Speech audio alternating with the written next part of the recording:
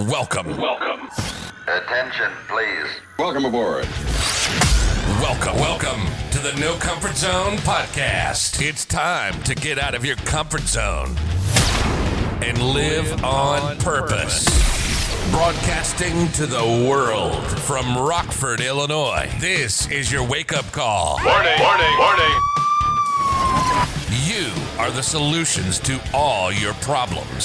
Stop thinking average. Become the hero version of yourself. Every day, every time, without fail, no exceptions. It all matters. You've entered the No Comfort Zone. It's time for a reality check. I recently had a sales meeting with my sales team and managers, and what I told them, I asked them a question. I said, so the information that you received from me in the past couple of years, you know what's I think just crazy is that back when I was a private individual doing things for a training company, people would pay roughly for a 2-day seminar $795 or roughly $395 for a 1-day seminar to learn the process and principles of how to sell more, do more, be more, and learn a process. And in the middle of doing that, I realized that the people that would show up and actually pay the freight and come to these events were highly engaged individuals who wanted to succeed. Now, the same information that I was teaching and training and drilling on back in the day, maybe a little bit more current, maybe a little bit more up to date. At least I think so, because I'm in it every day. I share with the people in my organization who take it for granted and don't utilize the information that's being shared with them. Find that very fascinating. And so I asked the question, of the people in the room, who do you think would sell more, do more, and be more? The people that pay for it, the people that get it for free? Every one of them said the people that pay for it. And I asked, why is that? Because they're kind of committed at that point. I didn't say it, but the rest of the room, so that means you're not committed? Just because it's free information doesn't mean that there's not value to it. So I found that ironic. And, you know, I'm the guy who would like to share this with everybody. But the truth of the matter is that really when you pay for things is really when you get the value. Sounds crazy, but I'm believing that more and more. And I've been doing this for a long time. So I digress. I wanted to talk to you about this today, that what's come to my attention is I saw a news feed yesterday. And in the news feed, there was a picture of a couple lying in bed. And they both were back to back, and they both were looking at their hands. And it looked really sad. But then I read in the description that the artist who took this picture digitally removed the cell phones from their hands. And it really made a lot of sense. They looked really depressed. So I started thinking about this, and it even said, so if you're reading this news article, you're probably doing it on a handheld device. Now just imagine if you got rid of the handheld device, how would you look? You would look depressed and sad and disconnected. Oh my God. We think we're getting connected on our phone, but the outside appearance is that we're sad, lonely, and disconnected.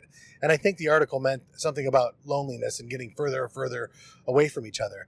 Definitely opened up my eyes. That artist picture was really good. It really hit home. I think I'm going to print it and put it in my motivation room in my basement where I work out and where I go over my thoughts and plan my stuff out for my future. I think that's what I'm going to do.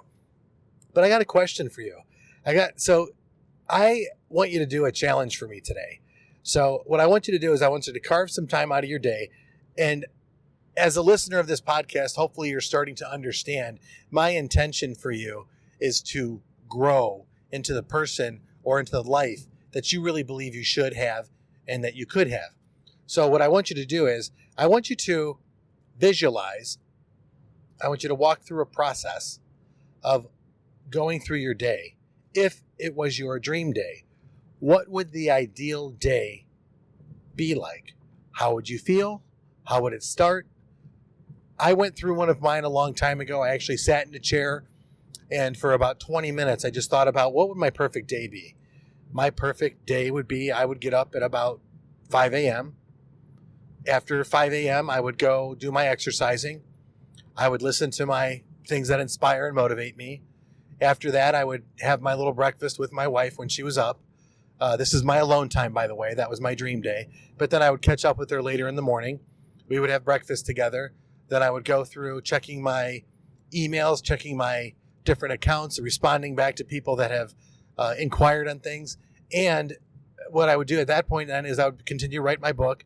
I would continue to work on the creative stuff because that's the opportune time for me. Somewhere in the morning, I'd take my dogs for a walk. And then after I would do that, I would break for lunch, do what I need to do for lunch. And about 3 o'clock, my day would shut down. I would go to the grocery store, pick up some fresh food, and make that. So when my wife comes home from work, we're ready to go. Hang out together, read together, walk the dogs again. And that would be my ideal dream day, and get to bed right around 9:30, 10 o'clock. And again, reading in bed and doing those things. Throughout the day, it was about learning new things and applying new things and connecting with new people. And what's funny is, back to that picture, when I visualized my entire day, I actually realized after that picture, there was no cell phone in there whatsoever. I visualized myself going to a computer, not looking at my phone. This phone's a problem. I think it stunts creativity. We're connected all the way, but I think there's a time and place for it. That's what I picked up in the last couple of days to get outside of my comfort zone. I'm going to focus more on that, and I hope you do the same. But do that visualization exercise. I was taking an online course, and I'll say this, an online course that I didn't finish, because in the beginning of it, it said, do realize what would your dream day look like? Well, my dream day is about working, hanging out with my family, doing things to provide, to create. That's what I'm really excited about. Additionally, one thing it didn't do is talk about all the distractions, or I didn't talk about all my distractions and the things. It was a pretty peaceful, calm day. So my first attempt at the No Comfort Zone 60-day time period, when I actually did it for 60 days, I shouldn't say it was an attempt because I actually did it. This was 2 years ago. I created one part of my ideal day. Now I get up at 5 all the time. Now I work out first thing in the morning. My wife and I have coffee in the morning. So that's the first part of my day, and that's my dream day. But then the work thing comes into play, and there goes 12 hours. That goes right down the drain. But I still get to be creative. I still get to help people. Yeah, it's on a different level. But the fact is that my intention was to create a dream day, and I did, and I'm living it. And that's one of the first things I got out of my No Comfort Zone 60-day time period, was to change my mindset about how my day started versus getting up and being reactive the entire day.